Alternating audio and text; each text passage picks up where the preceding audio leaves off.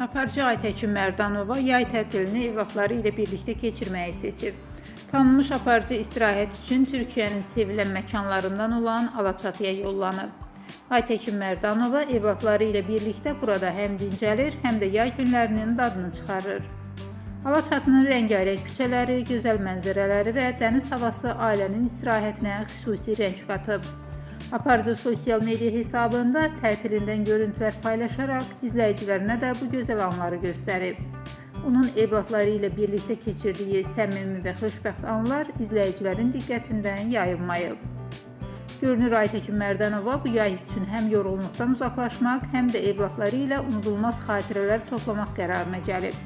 Alaçatıdan gələn yeni görüntülərin isə qarşıdakı günlərdə də izləyicilərlə paylaşılması gözlənilir.